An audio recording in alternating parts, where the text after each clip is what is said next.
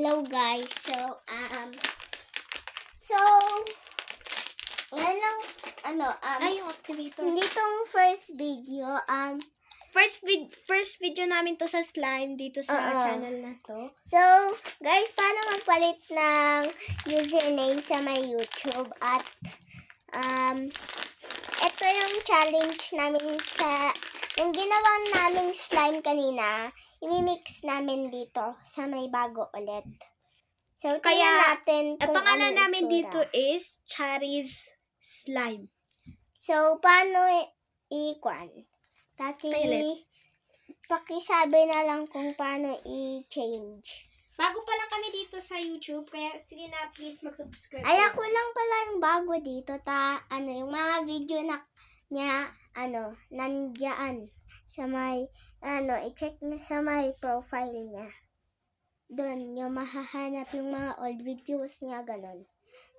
Pero, ang dami niyang followers sa may TikTok. Tignan nyo, guys.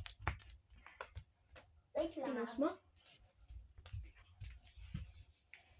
So guys, pupunasan muna namin yung mga kalat namin.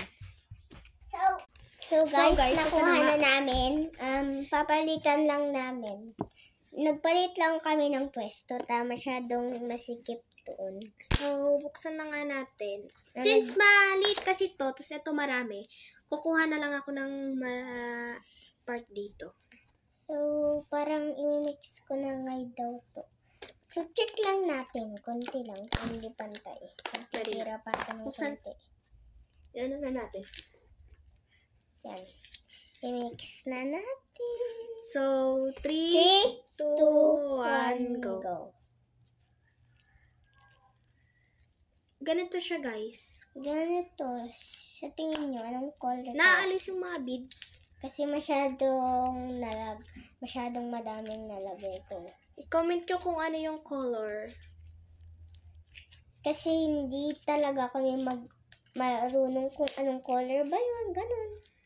Ito nga yung akin. Mostly para siyang light purple. Hindi pa na-stretch sa akin. Marami ka nilagay na activator. Ayan no, para siyang light purple kung nakikita nyo. Ay, pahingi.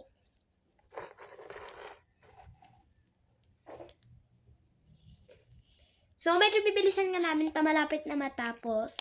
Huwag nyo kalimutang mag-subscribe, guys. At like, please. Salamat! Bye-bye!